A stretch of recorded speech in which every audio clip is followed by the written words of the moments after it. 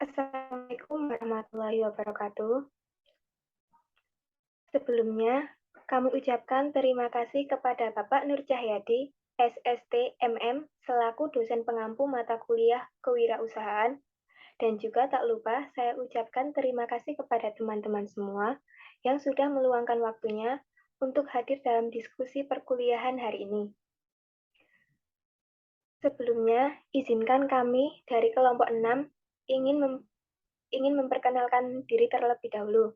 Yang pertama, saya sendiri yaitu Mayang Aprilia, NPM 2101010008, dan teman saya Anastasia Janaria, NPM 2101010037.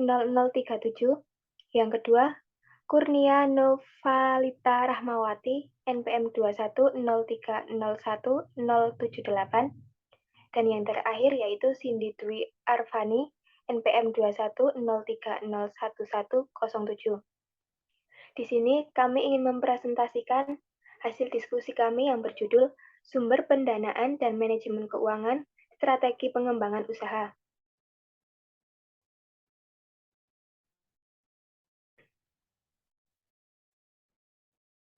Di dalam sumber pendanaan dan manajemen keuangan, strategi pengembangan usaha mencangkup beberapa ruang lingkup. Yang pertama yaitu pengertian aliran dana, yang kedua yaitu analisis aliran dana dalam pengertian kas, yang ketiga yaitu analisis aliran dana dalam pengertian modal kerja, yang keempat yaitu penyesuaian terhadap perubahan, dan yang kelima yaitu strategi pengembangan usaha. Lanjut. Analisis sumber dana dan penggunaan dana. Pengertian aliran dana. Aliran dana atau cash flow yang terjadi di suatu perusahaan merupakan aliran keluar masuknya dana atau kas yang ada di perusahaan yang bersangkutan. Dana yang masuk ke dalam perusahaan merupakan dana yang berasal dari sumber dana perusahaan, baik sumber internal maupun sumber eksternal. Sedangkan dana yang keluar dari perusahaan merupakan penggunaan dana yang digunakan untuk operasi atau kegiatan perusahaan. Hal ini sesuai dengan pengertian manajemen keuangan, yaitu pembelanjaan diartikan sebagai keseluruhan kegiatan perusahaan tentang usaha untuk memperoleh dana. Usaha untuk memperoleh dana berkaitan dengan aliran kas yang masuk sebagai sumber dana, sedangkan aliran kas keluar berkaitan dengan kegiatan penggunaan dana. Aliran atau arus dana yang ada di perusahaan harus dikelola secara profesional untuk menjaga likuiditas perusahaan. Perencanaan aliran dana yang baik akan membawa perusahaan dalam kondisi yang sehat. Aliran dana di perusahaan juga harus dikelola keseimbangannya antara dana yang masuk dengan dana yang keluar. Keseimbangan ini juga berdampak pada stabilitas operasi perusahaan.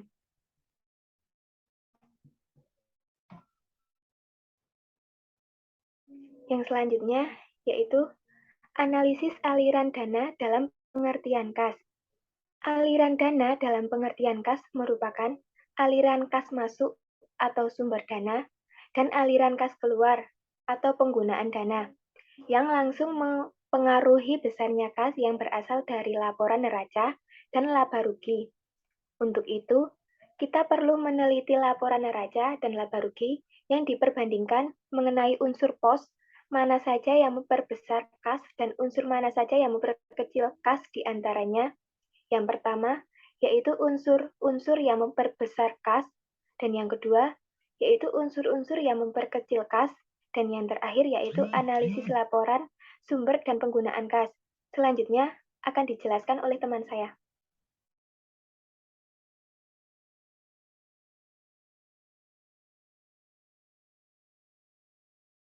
Selanjutnya, saya akan menjelaskan tentang unsur-unsur yang memperbesar kas. Yang pertama, berkurangnya unsur-unsur aktiva lancar selain kas. Aktiva lancar meliputi kas, efek, piutang, dan persediaan. Yang kedua, Berkurangnya aktiva tetap. Aktiva tetap yang berkurang dapat disebabkan karena ada penjualan aktiva tetap atau berkurang karena adanya penyusutan. Berkurangnya aktiva tetap karena penjualan akan menghasilkan uang kas. Yang ketiga, bertambahnya unsur-unsur dalam hutang lancar. Bertambahnya unsur-unsur hutang lancar seperti hutang dagang dan hutang wesel merupakan sumber dana perusahaan. Yang keempat, bertambahnya utang jangka panjang. Yang kelima, ada bertambahnya modal sendiri. Yang keenam, bertambahnya keuntungan. Keuntungan yang diperoleh dari kegiatan operasi perusahaan merupakan sumber dana yang akan menambah kas.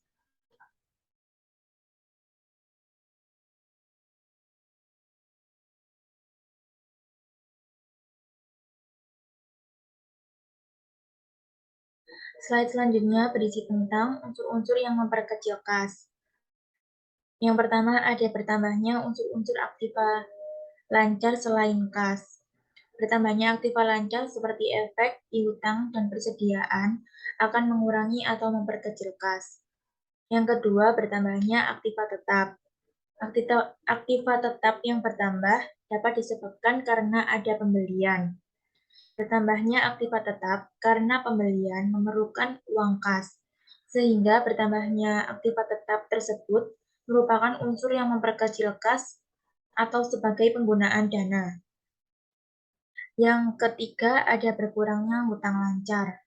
Berkurangnya unsur-unsur hutang lancar seperti hutang dagang dan hutang wesel merupakan penggunaan dana perusahaan. Yang keempat, berkurangnya hutang jangka panjang. Apabila perusahaan membeli kembali obligasi yang telah jatuh tempo, maka uang kas perusahaan akan berkurang. Yang kelima, ada berkurangnya modal sendiri.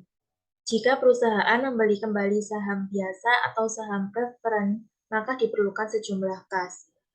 Oleh karena itu, saham yang berkurang berarti modal sendiri perusahaan berkurang. Berkurangnya modal sendiri tersebut memerlukan kas yang merupakan penggunaan dana. Yang keenam, adanya pembayaran dividen kas. Dividen yang dibayarkan kepada para pemegang dapat berupa saham, properti maupun kas. Dividen yang dibayarkan dalam bentuk kas akan mengurangi kas perusahaan. Yang ketujuh, adanya kerugian. Kerugian yang diderita dari kegiatan operasi perusahaan sebagai akibat dari biaya yang dikeluarkan lebih besar dari pendapatan yang diterima.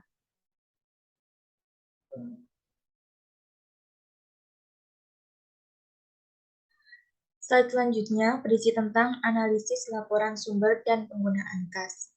Yang pertama, ada membandingkan pos-pos yang ada pada dua titik keadaan neraca untuk menyusun perubahan-perubahan yang terjadi. Kedua, mengklasifikasikan unsur-unsur dari laporan neraca yang memperbesar kas.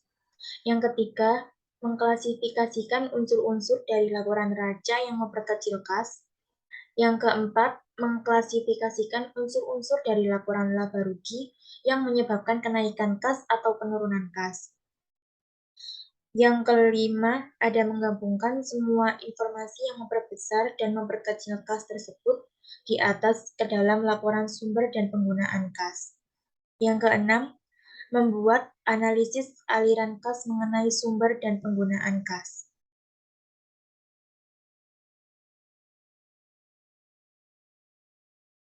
Slide selanjutnya berisi tentang analisis aliran dana dalam pengertian model kerja. Dalam analisis sumber dan penggunaan model kerja, perubahan yang terjadi pada unsur-unsur yang ada pada aktiva lancar atau current assets dan hutang lancar atau current liabilities atau disebut unsur-unsur pada current account tidak mempengaruhi perubahan naik turunnya model kerja. Hal itu dapat ditunjukkan dengan contoh perubahan-perubahan yang terjadi pada unsur dalam aktiva lancar atau hutang lancar berikut ini. Yang pertama, ada perubahan pada unsur aktiva lancar. Kedua, perubahan pada unsur hutang lancar. Slide selanjutnya akan dijelaskan oleh teman saya.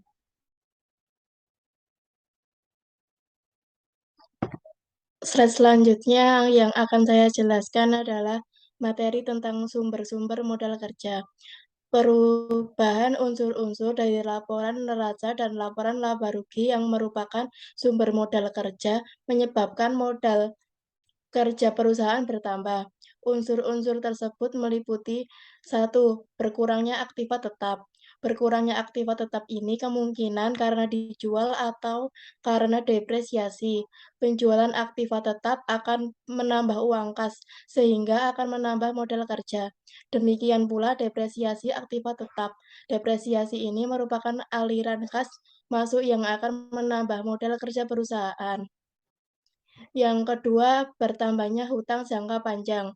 Apabila perusahaan menjual obligasi, maka uang kas perusahaan akan bertambah. Jika kas bertambah, maka modal kerja akan bertambah. Yang ketiga, ada bertambahnya modal sendiri.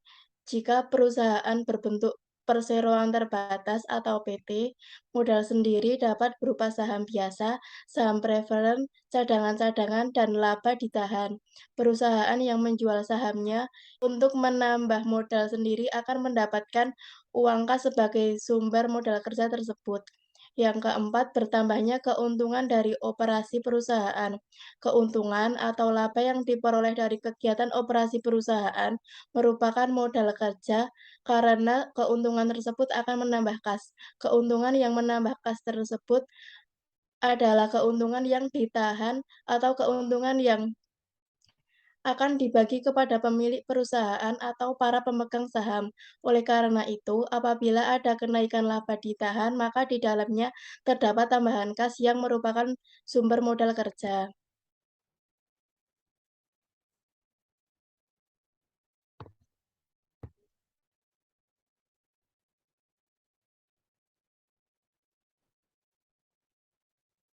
Materi yang selanjutnya adalah penggunaan modal kerja.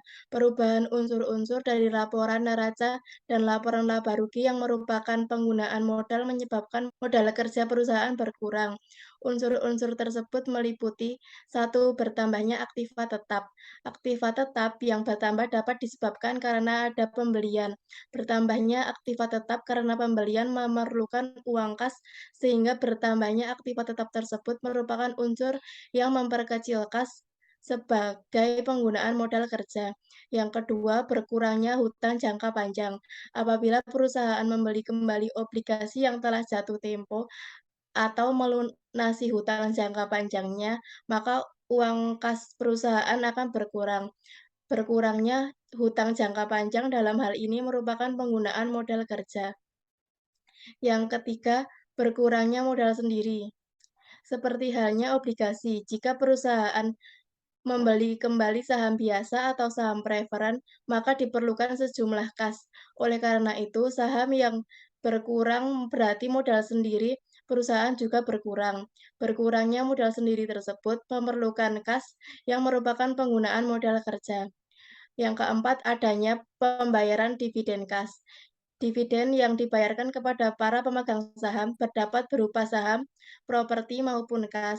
Dividen yang dibayarkan dalam bentuk kas akan mengurangi kas perusahaan. Oleh karena itu, dividen kas ini merupakan penggunaan modal kerja. Dan yang terakhir, adanya kerugian. Kerugian yang diderita perusahaan akibat dari biaya yang dikeluarkan lebih besar dari pendapatan yang diterima. Kerugian ini harus ditutup dengan kas oleh perusahaan. Oleh karena itu, kas yang digunakan untuk menutup kerugian tersebut merupakan penggunaan modal kerja.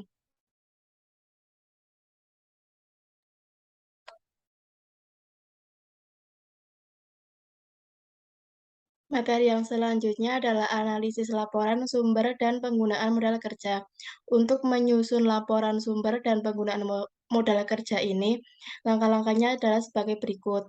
Yang pertama, membandingkan unsur-unsur atau pos-pos yang ada pada dua titik atau keadaan neraca, khususnya unsur-unsur modal kerja. Yang kedua, mengklasifikasikan unsur-unsur dari non-current account yang memperbesar dan memperkecil modal kerja. Yang ketiga, memasukkan unsur laba operasi perusahaan ke dalam kelompok yang memperbesar modal kerja dan kerugian operasi perusahaan ke dalam kelompok yang memperkecil modal kerja. Keempat, menggabungkan semua informasi yang memperbesar dan memperkecil modal kerja tersebut di atas ke dalam laporan sumber dan penggunaan modal kerja. Dan langkah terakhir adalah membuat analisis aliran dana mengenai sumber dan penggunaan modal kerja.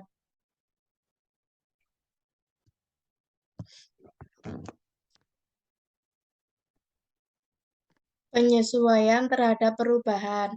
Pada unsur-unsur laporan keuangan tidak secara otomatis dicantumkan sebagai sumber atau penggunaan dana, karena beberapa perubahan yang perlu diadakan penyesuaiannya terlebih dahulu, antara lain, satu perubahan dalam aktiva tetap. Pencantuman aktiva tetap dalam neraca dapat dilakukan dengan dua cara, yaitu dicantumkan dengan nilai bruto dan nilai neto. Nilai aktiva bruto di sini artinya nilai tersebut belum dikurangi dengan depresiasi, sedangkan nilai neto berarti pencantuman nilai telah dikurangi dengan akumulasi depresiasi.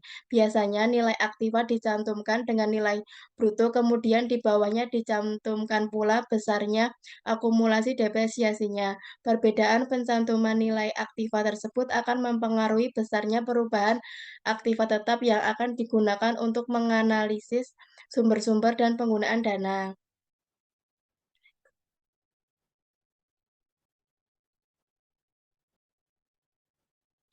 Yang kedua, perubahan pada dividen kas. Laba setelah pajak akan dibagi sebagai dividen dan ditahan di perusahaan dalam rekening laba ditahan.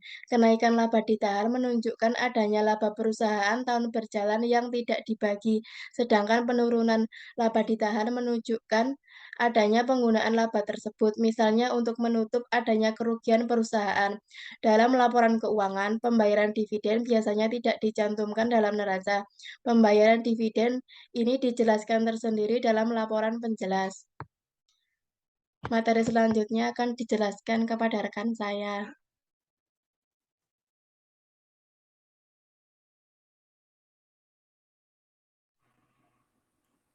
Strategi pengembangan usaha.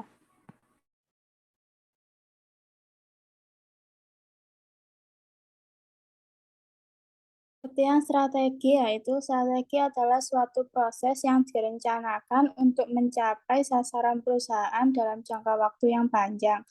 Saat strategi telah diterapkan, maka akan diketahui apakah gagal atau berhasil proses organisasi tersebut. Sedangkan pengembangan usaha, hal ini tergantung pada kemampuan pengusaha dan pengelolanya dalam usahanya setiap hari. Pengembangan merupakan usaha yang terencana dari organisasi untuk meningkatkan pengetahuan, keterampilan, dan kemampuan pegawai.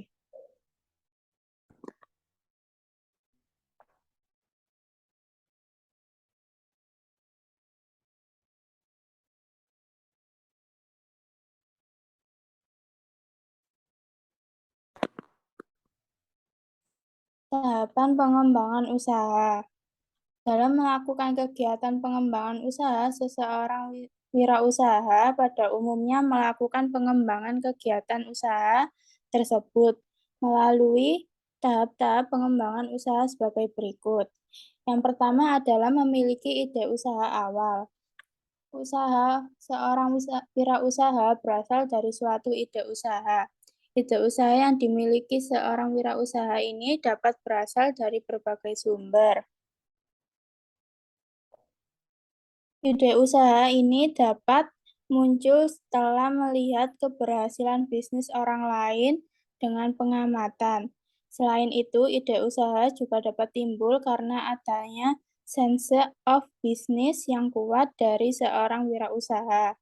Yang kedua, ada penyaringan ide atau konsep usaha. Pada tahap selanjutnya, wirausahawan akan menuangkan ide usaha ke dalam konsep usaha yang merupakan tahap lanjut ide usaha ke dalam bagian bisnis yang lebih spesifik. Penyaringan ide-ide usaha akan dilakukan melalui suatu aktivitas penilaian kelayakan ide usaha secara formal maupun yang dilakukan secara informal. Yang ketiga adalah pengembangan rencana usaha atau business plan. Komponen utama dari perencanaan usaha yang akan dikembangkan oleh seorang wirausaha adalah perhitungan proyeksi rugi laba dari bisnis yang dijalankan. Proyeksi laba rugi merupakan muara dari berbagai komponen perencanaan bisnis lainnya, yaitu perencanaan bisnis yang bersifat operasional.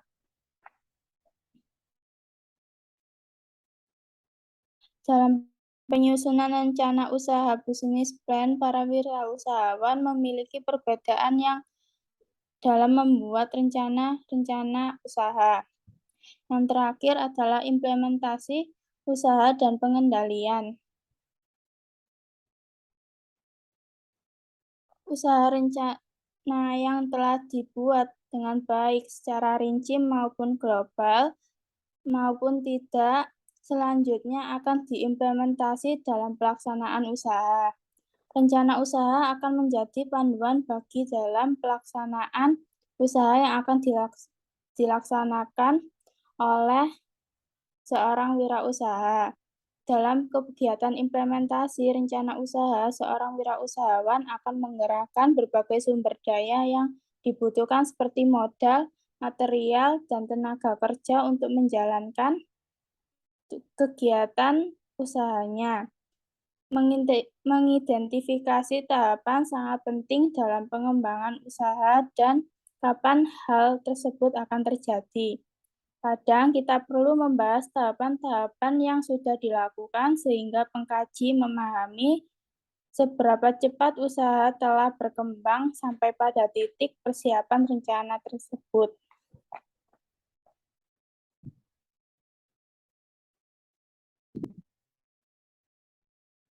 Selanjutnya adalah teknik pengembangan usaha. Pengembangan usaha merupakan sejumlah tugas atau proses yang bertujuan untuk menumbuhkan usaha yang dilakukan.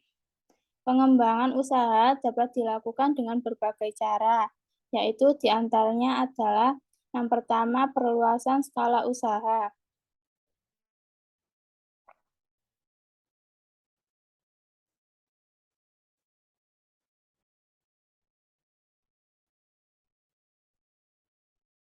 Seperti menambah sebuah kapasitas mesin dan tenaga kerja, menambah jenis barang atau jasa yang dihasilkan, serta menambah lokasi usaha di tempat lain. Ketika skala sudah berkembang di titik tertinggi, pengembangan skala usaha harus dihentikan, sebagai gantinya usaha dapat dikembangkan dengan menambah cakupan usaha. Yang kedua adalah perusahaan cakupan usaha. Perluasan cakupan usaha atau diversifikasi usaha dilakukan dengan mengembangkan jenis usaha baru di wilayah usaha yang baru, serta dengan jenis produk yang baru dan bervariasi. Yang ketiga adalah perluasan dengan kerjasama.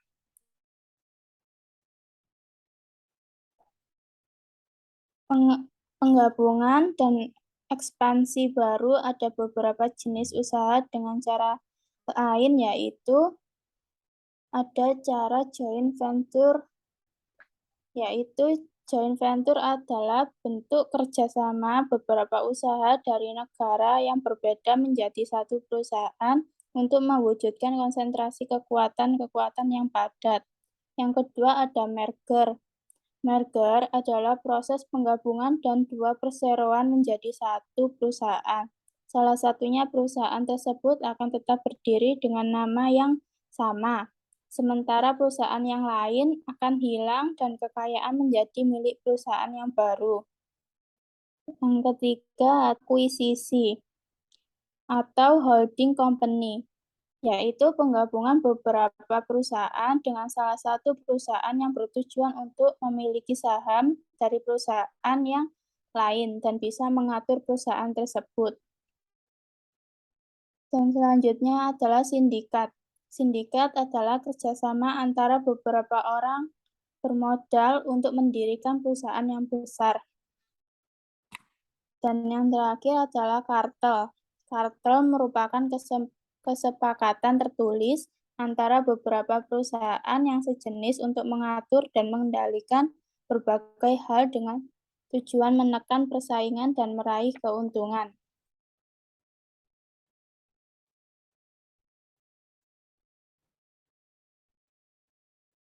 Sekian presentasi dari kelompok kami.